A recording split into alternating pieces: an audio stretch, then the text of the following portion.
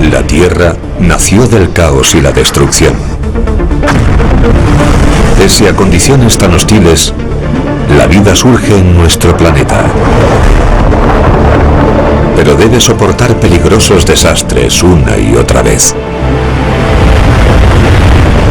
El planeta Tierra es un lugar violento, sacudido por impactos tremendos. Erupciones volcánicas que inundan el entorno y cambios climáticos drásticos que provocan glaciaciones que congelan el mundo de extremo a extremo. No obstante, cada ataque abre una senda para algo nuevo. La vida siempre encuentra un camino, pese a sufrir pruebas constantes. Sin esas catástrofes, la vida tal como la conocemos no existiría en nuestro planeta Tierra. Planeta Tierra. Extinción programada. La extinción de los dinosaurios. Durante el periodo del Cretácico, hace unos 66 millones de años, nuestros parientes más cercanos son pequeños mamíferos. Para ellos, la Tierra es un lugar temible, lleno de riesgos y peligros constantes, porque es un mundo dominado por unas criaturas aterradoras: los dinosaurios. Dominaron la Tierra, sin rivales, durante más de 150 millones de años, hasta que una catástrofe acabó con su reinado. Un desastre tan enorme que no solo mató a la mayoría de los dinosaurios, sino al 75% de las especies de nuestro planeta. Los científicos llevan décadas investigando el cataclismo para descubrir qué provocó esa enorme extinción. Hay varias teorías, pero una dice que el choque de un asteroide fue la causa. Con ayuda de la tecnología más moderna, los expertos intentan desentrañar las misteriosas circunstancias tras el terrible episodio que cambió nuestro planeta para siempre. Lance Creek, Wyoming. El paleontólogo Philip Havlik ha venido aquí para investigar cómo llegó el mundo de los dinosaurios a un final repentino. Visita un lugar de excavación lleno de fósiles de dinosaurios que vivieron al final del periodo Cretácico, justo antes de producirse la catástrofe. El área de Lance Creek es una de las zonas históricas más importantes para estudiar a los dinosaurios. Sobre todo al inicio del siglo XX, vinieron muchos buscadores de dinosaurios a esta zona. Es un lugar donde aparecen cantidad de huesos de dinosaurio en un solo punto. Es un lecho óseo. Digamos que es un estrato formado por dinosaurios. Estas rocas revelan el antiguo entorno que fue el hogar de los últimos dinosaurios. Observando la geología de la formación Lance, como esta arenisca, este estratificado y demás, vemos que era un gran entorno fluvial. Hace unos 70 millones de años hubo mucha agua en este lugar. Por tanto, era el sitio perfecto para que viviesen los dinosaurios. Y esto es lo que hay ahora. Casi en cualquier sitio encontraremos al menos algunos huesos. Es como magia. Aquí habitaron algunos de los dinosaurios más conocidos del mundo. Uno tiene dos cuernos enormes en su enorme cabeza y otro cuerno más pequeño en la nariz. Su nombre griego, Triceratops, significa cara con tres cuernos. Ese animal recorre las llanuras alimentándose de vegetación y derribando plantas altas utilizando los cuernos, el pico y su enorme tamaño. Pero el colosal Triceratops tiene un vecino aún mayor, uno que puede zamparse a la bestia de tres cuernos sin problema: el T-Rex. El rey de los dinosaurios anda de caza. Con casi 12 metros de largo, este carnívoro bípedo es uno de los mayores depredadores que haya vivido en tierra. Contando con la mandíbula más potente de todos los animales terrestres, este máximo depredador inspira miedo.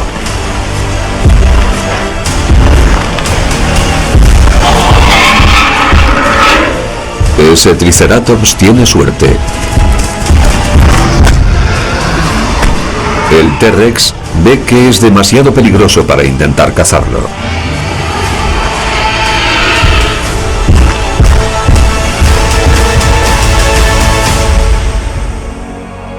En las rocas cubiertas de polvo, Havlik busca indicios sobre gigantescas batallas como esa libradas en la prehistoria. Y no tarda en encontrar el primer fósil interesante. Esto es una vértebra de dinosaurio, es más, de uno con pico de pato, de un Edmontosaurus. Es bastante pequeña, creo que será de la cola. El Edmontosaurus es un animal corpulento y herbívoro que medía 12 metros de largo. Tenía la cola larga y plana, y acabó conocido como el dinosaurio con pico de pato por su peculiar pico córneo, perfecto para aplastar plantas duras. Grandes manadas de Edmontosaurus pastan en este lugar y son una presa más fácil para un T-Rex hambriento.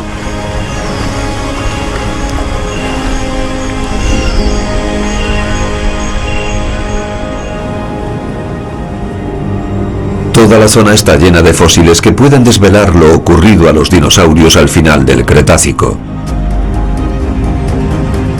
Pero para descubrir el secreto de su desaparición y la del 75% de las especies de la Tierra, al equipo de Havlik se le ocurre una idea original.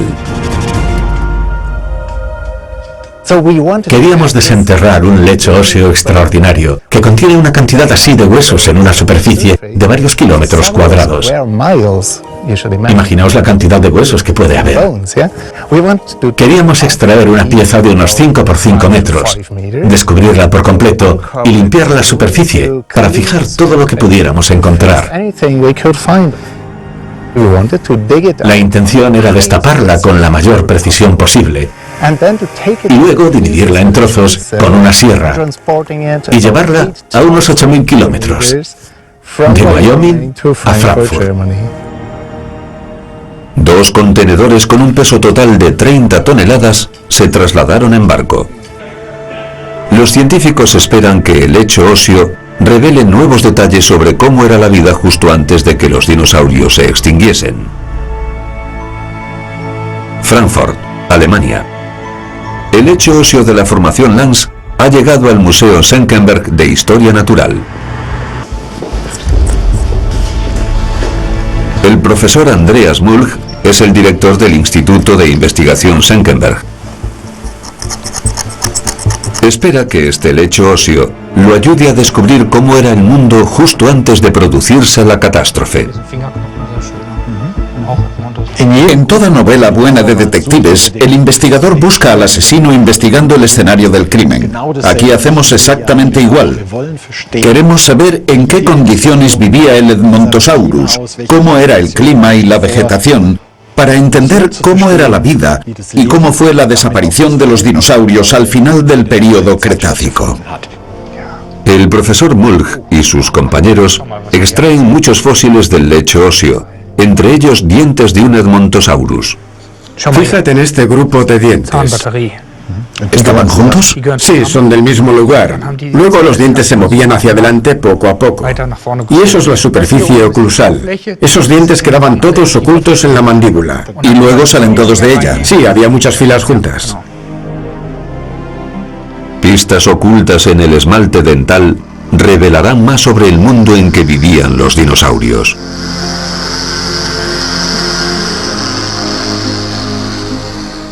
Cuando analizamos el esmalte de este Edmontosaurus, conseguimos una imagen de las condiciones ambientales durante el período Cretácico, poco antes de la extinción de los dinosaurios. Aunque el análisis de los isótopos no permite medir directamente la temperatura y los detalles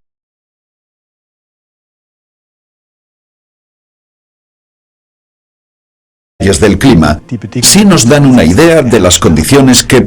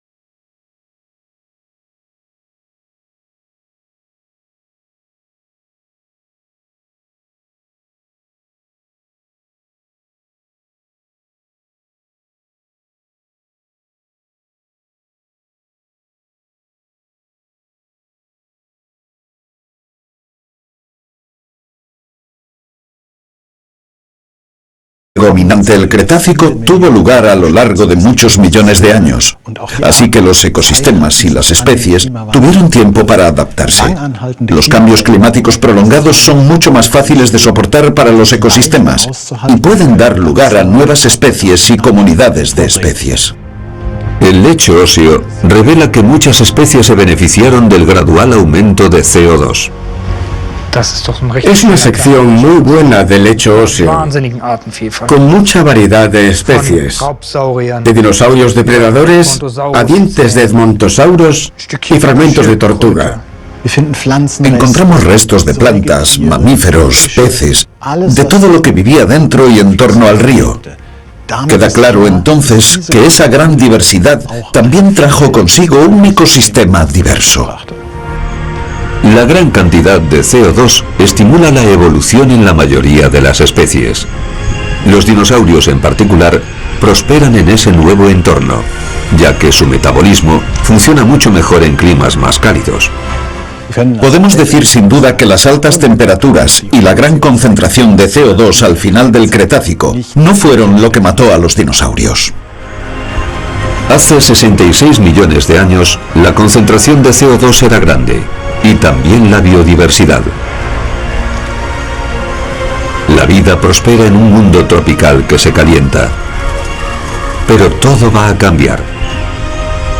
El reinado de los dinosaurios está a punto de terminar, junto con 3/4 de toda la vida del planeta. Solo que esta vez, un cambio atmosférico no será el culpable. Algo aún más mortífero e inmediato se está acercando.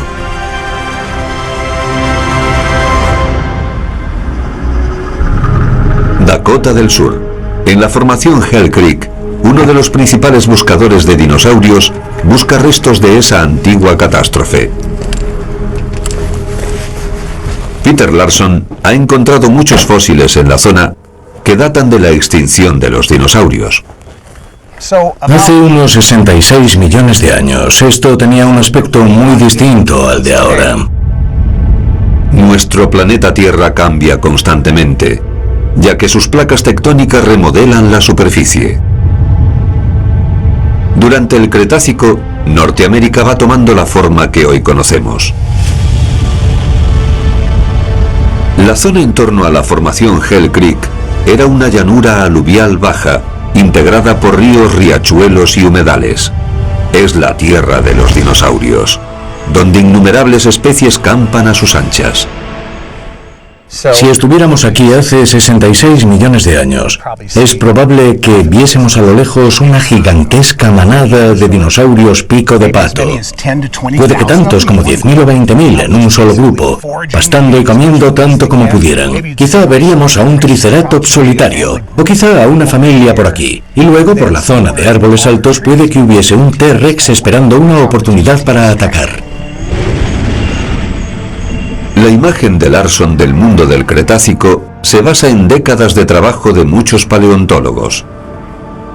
Cada nuevo descubrimiento aporta otra pista sobre las criaturas que vivieron aquí. Esto está bien. El veterano buscador no tarda en descubrir otra pieza del puzzle. Tenemos un par de costillas, o quizá la misma, pero rota. Y esto es una vértebra cervical de un triceratops. Un hueso fracturado así indica que intervino otro dinosaurio mayor y más fuerte. Puede que un T-Rex en busca de la cena. Es probable que al Triceratops lo matara un T-Rex, casi seguro que lo devoró un T-Rex, y fue de hecho uno de los últimos dinosaurios que existió. Esos fósiles ofrecen una imagen vívida de la vida aquí hace 66 millones de años. Pero entonces la cosa cambia. En algún sitio por encima de nosotros hay una frontera que los dinosaurios nunca cruzaron. Para los no expertos, ese cambio en las rocas es casi invisible. Pero su importancia es enorme. Esta es la frontera que los dinosaurios nunca cruzaron. Y durante mucho tiempo se estudió este estrato, porque no hay huesos de dinosaurio por encima de él, pero sí por debajo. Siempre aparecen muchos por debajo de él. Ese estrato se conoce como límite KPG. Representa el final del periodo Cretácico y el final de los dinosaurios. Este estrato de arcilla acabó depositado por todo el mundo debido a algún episodio. Y unos investigadores llamados Walter y Luis Álvarez rastrearon ese estrato de arcilla y lo encontraron en Italia, también en Dinamarca, en cualquier lugar donde hay sedimento marino que conserva ese momento en el tiempo, encontraron esta arcilla. Ese límite marca exactamente cuándo tuvo lugar una de las mayores extinciones de la Tierra. El datado radiométrico revela que el estrato tiene 66 millones de años, pero los científicos aún siguen intentando resolver el misterio de cómo y por qué ocurrió. El hallazgo de este límite de arcilla y lo que significa es muy importante para entender cómo murieron los dinosaurios. Tiene unos 2 centímetros de grosor, es una capa de arcilla y tiene mucha concentración de iridio. El iridio es un elemento que abunda muy poco en la Tierra, pero es común en los asteroides y también en los meteoritos. Justo después de formarse nuestro planeta, los impactos de meteoritos fueron frecuentes, pero con el paso de miles de millones de años, los escombros espaciales más peligrosos desaparecieron del sistema solar. Aún así, la amenaza de un gran impacto siguió existiendo.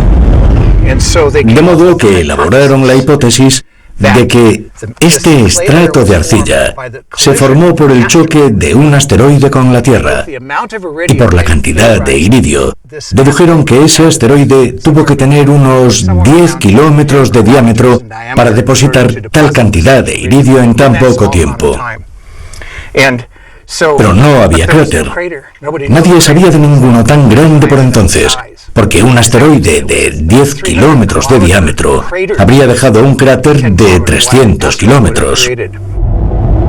La teoría del asteroide asesino es popular en la comunidad científica, pero el escenario del crimen sigue sin aparecer.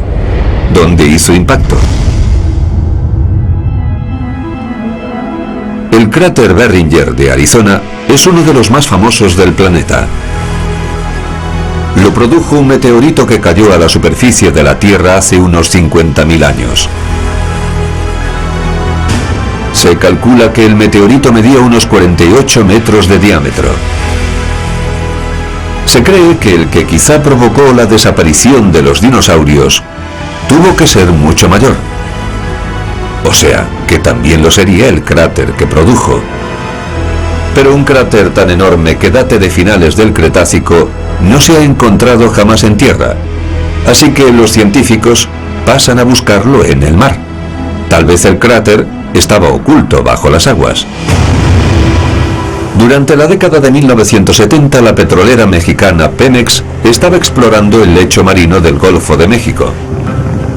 No encontraron petróleo, pero cerca de la ciudad yucateca de Chicxulub descubrieron rocas extrañas que apuntaban hacia otra cosa.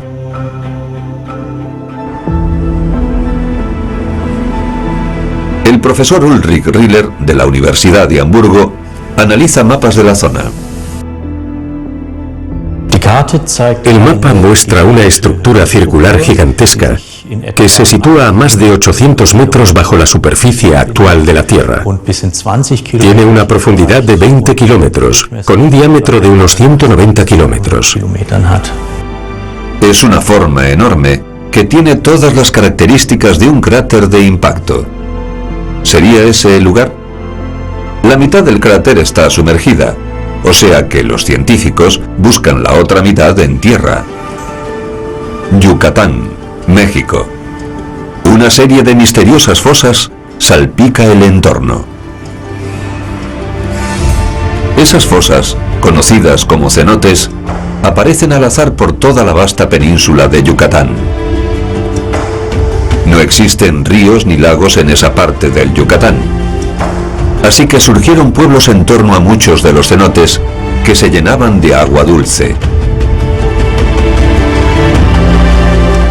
El profesor Riller cree que los fascinantes cenotes pueden tener pistas sobre lo que pasó aquí en la antigüedad.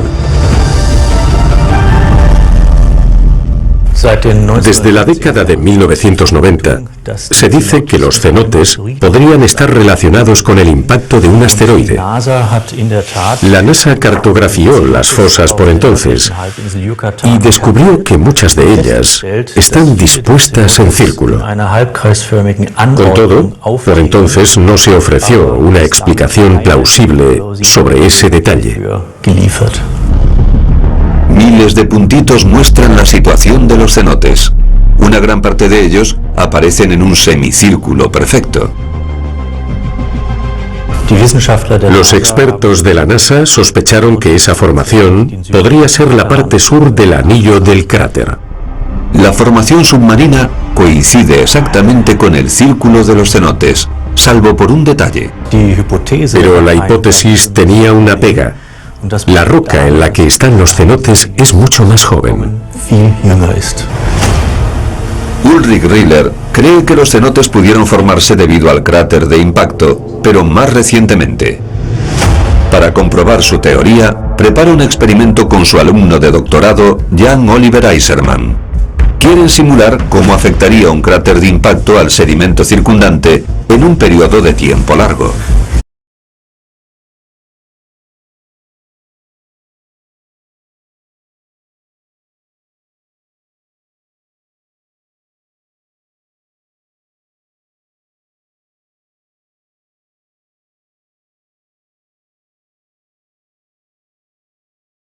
Los científicos esparcen una mezcla de arena y harina sobre una capa de silicio que simula la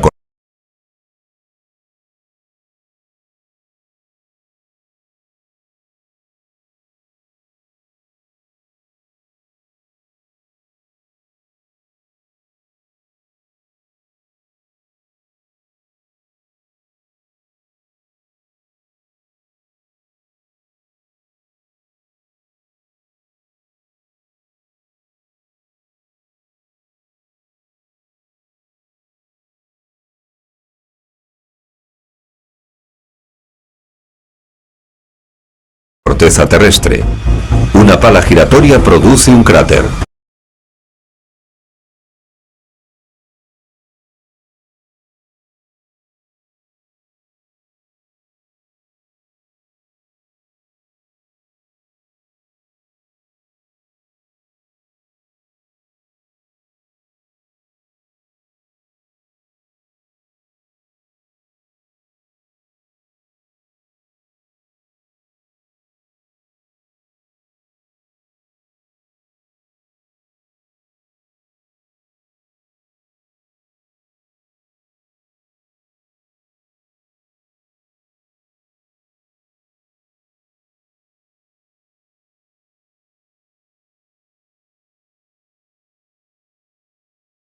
Luego, comprueban cómo afecta eso a la superficie con el tiempo. La cámara registra cada movimiento a la superficie con el tiempo.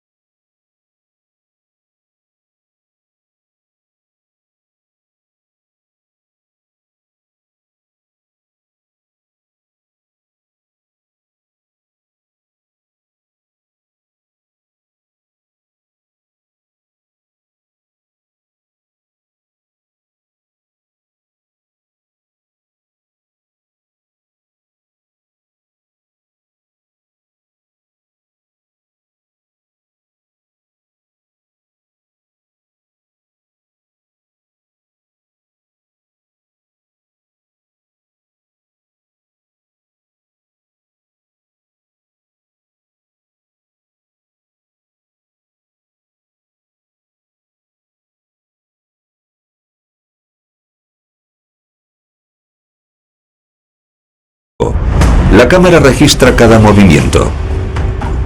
Fundido. No parece normal. Normalmente, como mucho, 1 centímetro podría ser 1000 años en una muestra marina de tipo científico. Y en este caso teníamos 130 metros. Y como había un estrato de tsunami en la cima y de fundido de impacto en el fondo, estaba claro que todo se depositó en el primer día del Cenozoico. Cuando se extraen sedimentos del mar, puede decirse que lo normal es conseguir una frase sobre una época. Pero como tenemos 130 metros, es como tener toda una novela sobre un solo día conservado en los estratos de roca. Todas las muestras de la perforación hecha en Chicxulub se guardan en el depósito de la expedición, situado en College Station, Texas. Ahí es donde Sean Gulick las examina, esperando probar que Chicxulub fue en efecto la zona cero del impacto. Resulta que el propio anillo de picos estaba formado por granitos, pero esos granitos están muy alterados por haber estado en un cráter de impacto. Es mucho más poroso de lo que debería, es más débil, podríamos romperlo con las manos, y eso demuestra que eso estaba en un cráter de impacto. Se ven los detalles de deformación, y todos los demás detalles observados también corroboran que esto estaba en un cráter de impacto. El análisis demuestra que el Chicxulub es sin duda un cráter de impacto. Pero ¿pueden asegurar los científicos que ese impacto provocó la muerte de los dinosaurios? Lo que se considera como el estrato límite mundial, lo que se considera como la prueba presente en todas partes fuera del cráter de que hubo un impacto, es la presencia de iridio. Y una de las incógnitas interesantes es si aparece en el propio cráter. ¿Podemos relacionar directamente el cráter de impacto con ese estrato mundial? Para comprobarlo, enviamos muestras a 4 laboratorios de diversas partes del mundo. Y el resultado fue que todos los laboratorios coincidieron en que ese lugar, justo en ese sitio preciso de la muestra, es donde se encontró el iridio. Todos los indicios sugieren que Chicxulub es la zona cero. Al encontrar la capa de iridio en el cráter, directamente sobre todos los depósitos generados por el impacto en el primer día y tras semanas, meses y unos años, pudimos asegurar que Chicxulub es sin duda el lugar del impacto. Las muestras extraídas ofrecen pruebas irrefutables de que el cráter de Chicxulub lo formó un asteroide de 9 kilómetros de diámetro. Y el impacto ocurrió en el momento exacto en que los dinosaurios y muchas otras formas de vida desaparecieron de nuestro planeta. Para saber si ese único episodio bastó para causar esa gran extinción, los científicos deben calcular el efecto que un meteorito de ese tamaño tendría en la Tierra. Friburgo, Alemania. En el Instituto Erzmach, Franz Schäfer y el profesor Thomas Kekman quieren comprobar qué pasa cuando un asteroide de 9 kilómetros de diámetro choca contra un planeta a varios miles de kilómetros por hora. Para ese experimento, utilizan uno de los cañones más rápidos que se hayan creado. Este es el proyectil, el asteroide a escala. El objetivo es alcanzar la mayor velocidad posible para simular el impacto en el cráter de Chicxulub en el laboratorio. El cañón de gas ligero de 2 fases usa una mezcla de gases a alta presión y expansión rápida que lanzarán proyectiles a una velocidad enorme. La primera fase inicia la aceleración y la segunda aporta propulsión adicional para lograr aún más velocidad. Al contrario que los cráteres naturales, aquí vemos el proceso a medida que ocurre. El Chicxulub es un cráter inmenso, pero solo vemos el resultado final de un proceso muy complejo. Aquí podemos presenciar todas las etapas de la formación. Las cámaras de alta velocidad nos permiten seguir lo que ocurre a intervalos de microsegundos. El cañón de gas puede lanzar proyectiles a más de 27.000 kilómetros por hora. O sea, que hay que tomar muchas precauciones. 3, 2, 1, fuego.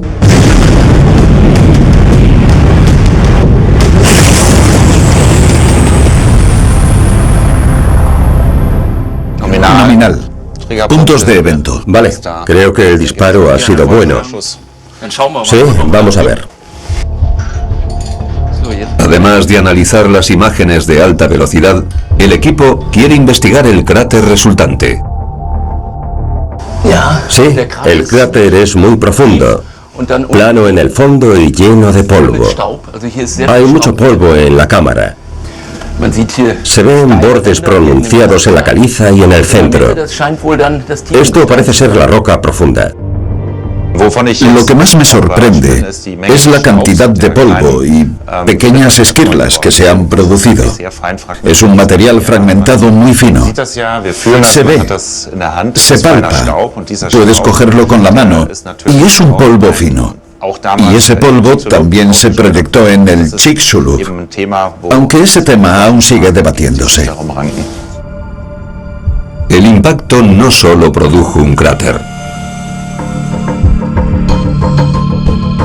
La tremenda fuerza cambió la estructura molecular de lo que antes era roca sólida. Lo que vemos aquí es cuarzo. Tiene líneas rectas extrañas, y esas líneas son justo lo que buscábamos. Son indicadores de impacto que nos dicen que una onda expansiva recorrió la roca. Eso es lo que nos muestra el experimento.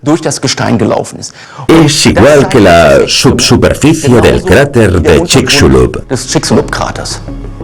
El profesor Kai Buneman ahora debe aplicar los datos del experimento a la escala adecuada. Planea calcular el efecto del impacto del asteroide hace 66 millones de años. Ahora podemos simular las dimensiones y las cantidades correctas. Por ejemplo, la gravedad correcta. Y eso nos dirá algo sobre la cantidad de energía que se liberó. El colosal asteroide iba con rumbo de colisión inevitable hacia la Tierra. Viajando a una velocidad astronómica, cuando el mastodonte atravesó la atmósfera, se incendió en el cielo. Se precipitó hacia la Tierra a casi 72.000 kilómetros por hora. Su trayectoria de aire comprimido creó una onda expansiva que reverberó por la superficie del planeta con un estallido cósmico. Ardiendo envuelto en llamas, el asteroide se precipitó hacia el suelo. Entonces se estrelló en el mar poco profundo con fuerza apocalíptica. El choque liberó 4.500 millones de veces tanta energía como la bomba atómica de Hiroshima. La energía liberada funde la roca. Y no solo eso, sino que alcanza una temperatura de unos 20.000 grados Celsius, lo que hace que la roca se evapore. La energía que liberó fue devastadora. Después de que un fogonazo ilumina el cielo, una siniestra esfera blanca fulgurante crece en el lugar del impacto. El lecho de roca se transforma en un plasma candente que libera una onda expansiva aún mayor que la primera. Hasta las rocas profundas resultan tan fragmentadas que vuelan como agua. Es muy parecido a lo que se ve al tirar una piedra al agua, que también produce un cráter. No suele durar mucho tiempo, casi no lo vemos, pero también se hunde y luego se eleva por el centro y forma lo que llamamos una montaña central. O sea, que se parece a ese levantamiento en el medio. El agua del mar circundante se desplaza o se evapora al instante cuando el asteroide choca.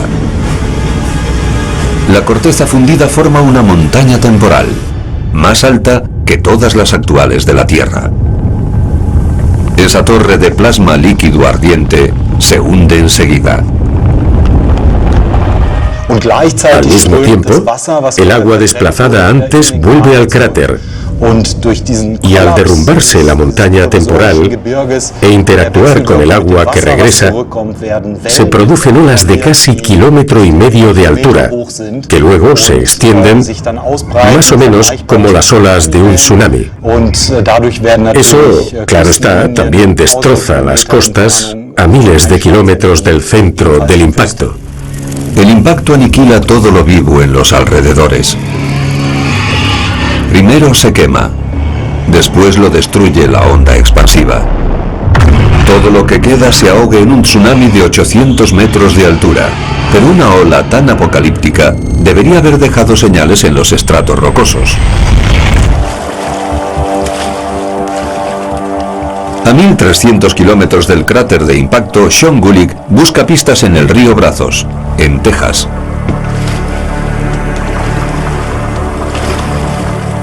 Este es uno de los lugares donde el momento exacto del impacto sale a la superficie. Puede verse el momento del final del Cretácico y el principio del Paleógeno. Se conserva en el río Brazos y en pequeñas cascadas de los riachuelos cercanos, así que es un buen lugar para buscar indicios del impacto. Gulick quiere elaborar una imagen completa de uno de los días más aterradores de la historia de nuestro planeta. 3/4 de la vida de la Tierra murieron en el mismo momento geológico. Es una muestra estupenda del límite KPG. El esquisto del fondo es anterior al impacto. Esta es la época de los dinosaurios y los grandes reptiles marinos. Y aquí tenemos el límite. Y el contacto es muy erosivo. Tiene tanta energía que penetra en lo que había antes. Y entonces varios eventos quedan reflejados en el más de 1 metro de material que es el límite KPG. Se ve aquí, hay una estratificación cruzada. Esa laminación que se ve dentro de estas rocas, en este material que quedó muy alterado y está por encima de las partículas más finas. Todo esto puede representar la llegada del tsunami aquí al centro de Texas.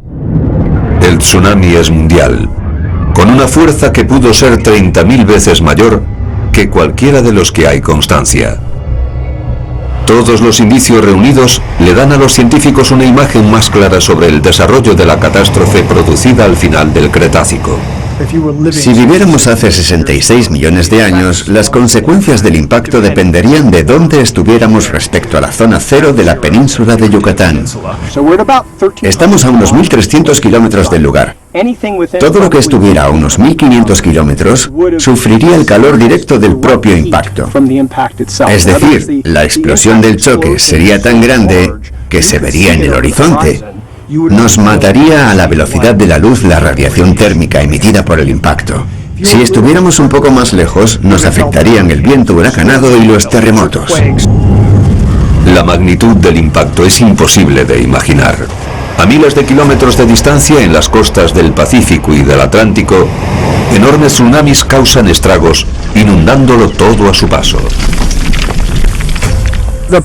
La presencia de un estrato de tsunami, sobre todo tan grueso como este, a 1.300 kilómetros del cráter, demuestra la tremenda energía. De hecho, la que liberó el impacto fue miles de millones de veces mayor que la de la bomba atómica de la Segunda Guerra Mundial. Pero pese a la tremenda envergadura de ese episodio, Gulick necesita más pruebas que confirmen que el impacto afectó a la vida a escala mundial. La radiación térmica, los tsunamis y los huracanes no bastarían para provocar la extinción del 75% de las especies hace 66 millones de años. Debe buscar más pistas para descubrir lo que les pasó a los dinosaurios en todo el mundo. Analizando con cuidado la prehistoria conservada en las rocas del límite Cretácico-Paleógeno, encuentra un indicio que podría explicar su extinción. Sí, ahí se ven esférulas. Hay pequeñas partículas de cristal. Se aprecian pequeños restos de las capas de esférulas que hay dentro de esta roca. Las esférulas parecen como bolitas de cristal. La mayor que se haya encontrado podría tener 1 centímetro, pero suelen medir milímetros o incluso menos que eso. Se considera que es material fundido expulsado desde el cráter, que se enfrió en esferas, se desplazó y luego cayó al suelo, o que son en realidad vapor de la pluma que se condensó en una esfera de cristal que luego cayó. Esas bolas de cristal inocuas son la clave de lo que ocurrió tras el impacto. Las esférulas aparecen en el límite Cretácico-Paleógeno por todo el mundo y coinciden claramente con el impacto al final del Cretáceo, hace 66 millones de años. Son una relación sólida con ese momento en el tiempo. Cuando el asteroide choca contra la roca, fragmentos fundidos y evaporados salen proyectados hacia el aire. Algunos incluso llegan al espacio. Pequeñas gotas de roca de la pluma se condensan y solidifican, cayendo de nuevo al suelo microbolitas de cristal. En cualquier parte del mundo que tenga un estrato límite bien conservado, se ve material que llegó tras la expulsión y material que era polvo que después se posó. Lo expulsado se movía a gran velocidad. Son las esférulas que vemos aquí. Hay un gran depósito en forma de cuña bajo la capa del tsunami. Y hay bolitas de cristal que cayeron como lluvia. Llegaron aquí a una velocidad de kilómetros por segundo. ¿Pudo contribuir lo expulsado a la extinción de los dinosaurios? De nuevo en Hell Creek, Peter Larson analiza cómo se produjeron los efectos del Chicxulub por todo el planeta. Aquí tenemos un fragmento de la arcilla del límite KPG y del carbón que está por encima de ella. Si raspamos un poco la arcilla del límite, aunque no sé si eso es hollín, a veces aparece una capa de hollín que está justo encima de la arcilla del límite, y eso es señal de incendios forestales. Es lógico que haya restos de bosques antiguos incendiados en el lugar de un impacto.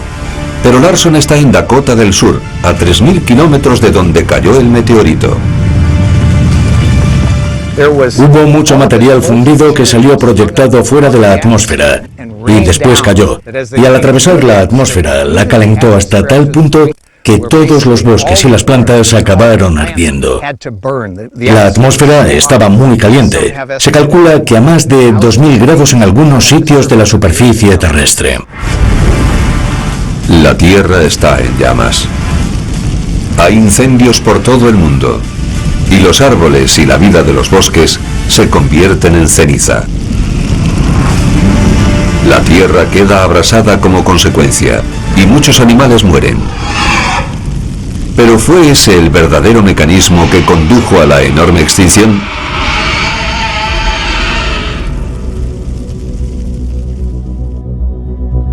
Sean Gulick regresa al laboratorio para reexaminar las muestras del cráter de Chicxulub. Quizá escondan alguna pieza que resuelva el rompecabezas. Sean descubre una extraña anomalía que no vio antes. No le llama la atención lo que ve, sino lo que no ve. Hay una clara ausencia de minerales con azufre, y debería haberlos.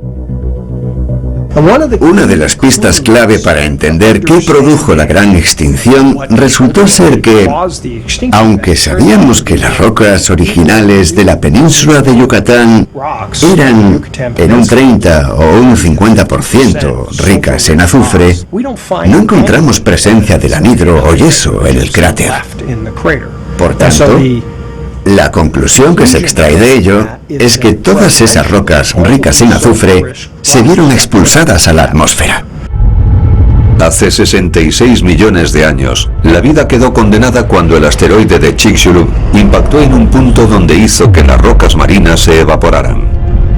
Se liberaron grandes cantidades de azufre a la atmósfera. Habría una enorme cantidad de azufre. Se calcula que unas 335 gigatoneladas de azufre llegaron a la atmósfera. La reacción química entre el azufre de las rocas evaporadas y el agua emite más de 300 gigatoneladas de aerosoles de azufre a la atmósfera. Los aerosoles dispersan la radiación solar que llega, lo cual reduce la capacidad del Sol para calentar la superficie de la Tierra. Eso produce un rápido enfriamiento del planeta. Aunque solo usáramos 100 millones de toneladas de azufre e hiciéramos un experimento climático, lograríamos bajar la temperatura mundial 25 grados, con solo un tercio de lo que creemos que salió expulsado a la atmósfera. La bajada de temperatura en el planeta es solo una de las terribles consecuencias del azufre. La subsiguiente oscuridad es aún más mortífera.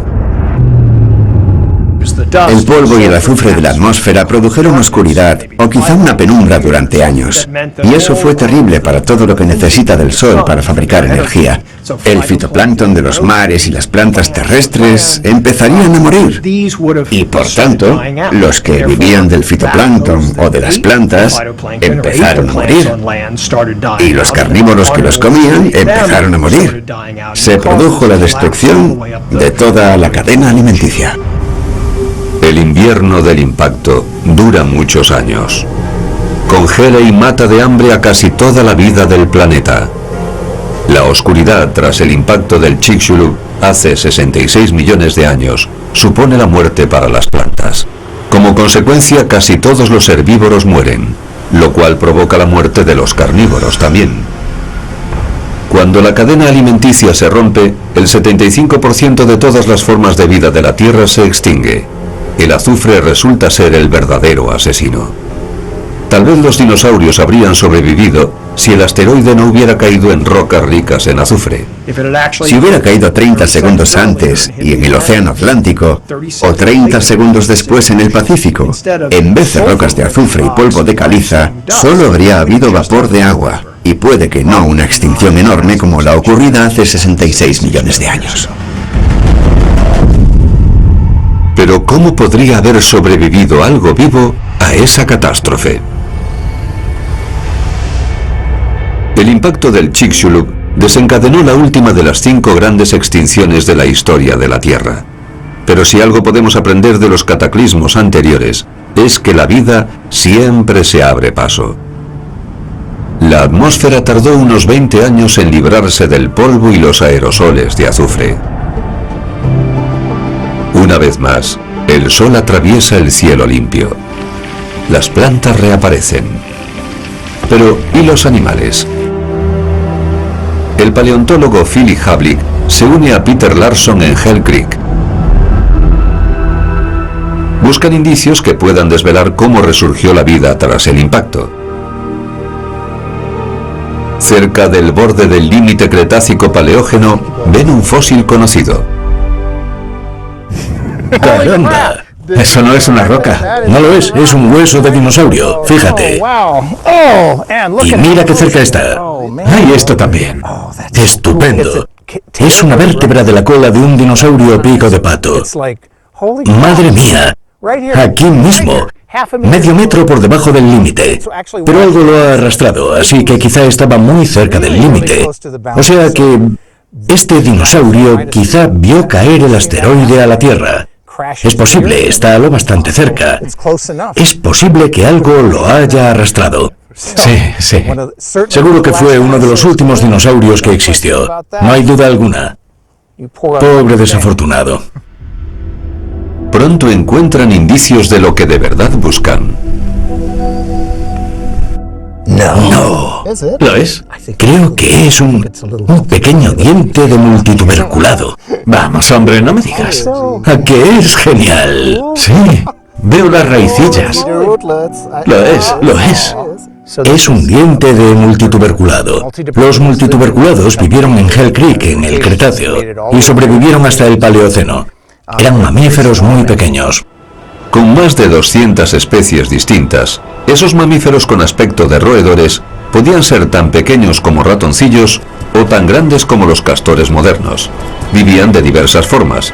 Algunos horadaban en el subsuelo, mientras que otros andaban por los árboles como las ardillas o brincaban por el entorno. Estos animalitos consiguieron sobrevivir porque eran tan pequeños que podían ocultarse en pequeños huecos, en madrigueras, y los dinosaurios no. Tampoco necesitaban gran cosa para alimentarse. Así que ese animal pudo sobrevivir con plantas secas o incluso medio quemadas, o si era carnívoro, del cadáver de algún dinosaurio. Aquí hay mucha comida, mucho alimento seco con el que ese animal podría subsistir durante mucho tiempo. O sea que consiguió sobrevivir a ese invierno nuclear que fue consecuencia del impacto del asteroide contra la Tierra. Cuando el invierno ocasionado al fin acaba, pequeños mamíferos como ese hallan formas de prosperar en un mundo que había sido aniquilado por una catástrofe. Ellos son los auténticos supervivientes. Le deben su éxito a una característica especial: ser pequeños. Cuanto mayor el animal, más energía necesita para sobrevivir. Cuando la comida escasea, el tamaño es una pega, y solo perduran los más pequeños. Cuando todos esos dinosaurios murieron, no solo hubo algunos supervivientes, sino que dejaron nichos ecológicos abiertos que fueron como oportunidades de empleo.